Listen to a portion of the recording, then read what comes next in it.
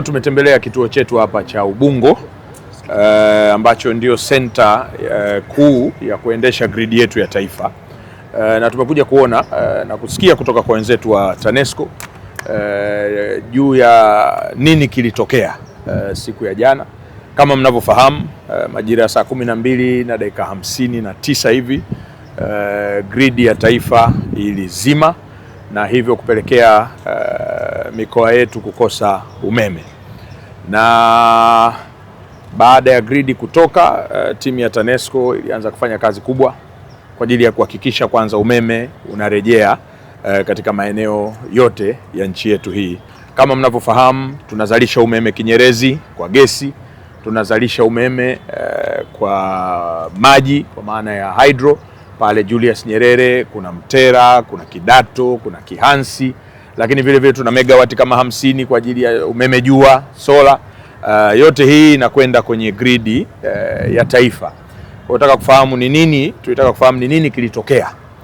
Jana wenzetu wa TANESCO wametupa ripoti ya mwanzo ya juu ya nini kilitokea, lakini nimemwelekeza katibu mkuu kuweza kuunda timu itayohusisha watu wa wizara, TANESCO wenyewe pamoja na watu kutoka vyombo vyetu vya ulinzi na usalama kuweza kuangalia kwa kina ni nini ambacho kilisababisha, lakini kikubwa ni kujifunza kutokana na yale yaliyotokea jana, ili tuchukue hatua za haraka ili yasiweze yakajitokeza tena, kwa maana nchi kukosa umeme kwa wakati mmoja. Na tutaanza kupata ripoti ya mwanzo wiki hii inayoanza kesho.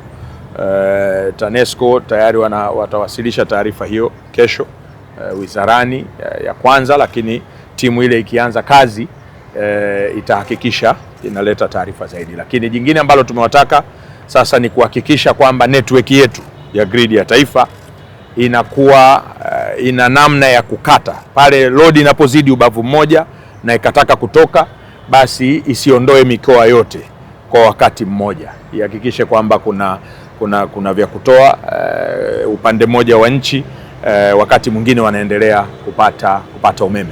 Lakini suluhisho la kudumu ni kuhakikisha kwamba laini yetu ya Chalinze Kinyerezi inakamilika, Chalinze Mkuranga Kinyerezi inakamilika kwa wakati, ya KV 400. Lakini vile vile kama mnavyofahamu, tunajenga laini ya kutoka Chalinze Dodoma ya KV 400 vile vile, ambayo itasaidia sana kustabilize grid yetu ya taifa, kwa sababu ina uwezo wa kubeba umeme mkubwa zaidi.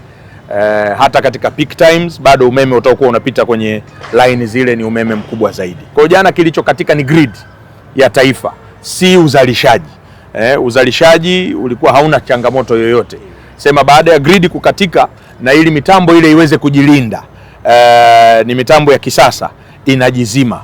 Katika utumiaji wa umeme mida hii ya saa 11 jioni hadi kwenye saa 4 usiku ndio peak time, yani ndio demand kubwa ya umeme katika taifa letu inapokuwa inahitajika, kwa sababu watu wanakuwa wamerejea majumbani, uzalishaji unaongezeka viwandani na kadhalika na kadhalika. Kwa hiyo katika mahitaji yetu ya umeme labda kwa siku megawati 2000 labda 100 tunazozitumia, huenda tunafikia piki hiyo ya 2100 kati ya saa 11 jioni mpaka saa 4 usiku.